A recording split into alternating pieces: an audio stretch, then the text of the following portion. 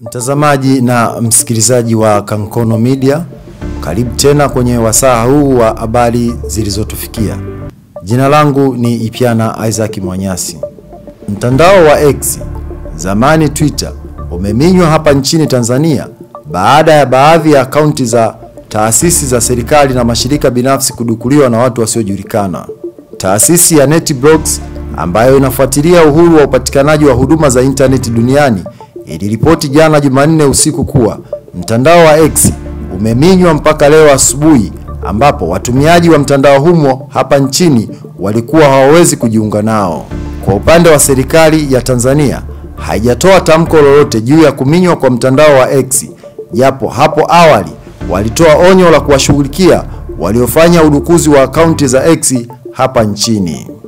Akaunti ambazo zilidukuliwa hiyo jana ni za Jeshi la Polisi, Kituo cha Uwekezaji Tanzania TIS, na shirika binafsi la mtandao wa simu la Airtel Tanzania.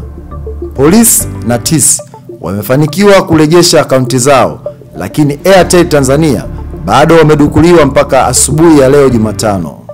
Wadukuzi hao awali walichapisha maudhui machafu ya ngono na baadaye kutoa taarifa za uzushi kuwa Rais wa Tanzania Samia Suluhu Hassan amefariki dunia.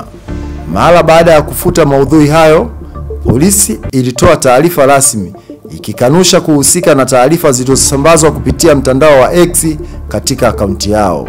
Katibu mkuu wa Wizara ya Habari, Utamaduni, Sanaa na Michezo na msemaji mkuu wa serikali, ndugu Gerson Msigwa, naye alitoa taarifa ya kuonya umma juu ya uwepo wa ongezeko la akaunti feki zinazofanana kwa jina na zile za taasisi halali.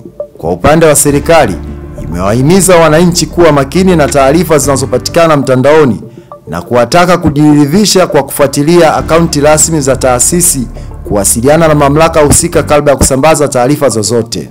Na nukuu, "Tunatoa onyo kwa wote wanaofanya uhalifu huu, hatua kali za kisheria zitachukuliwa," amesema Msigwa. Mwisho wa habari. Ipiana Isaac Mwanyasi, Kankono Media.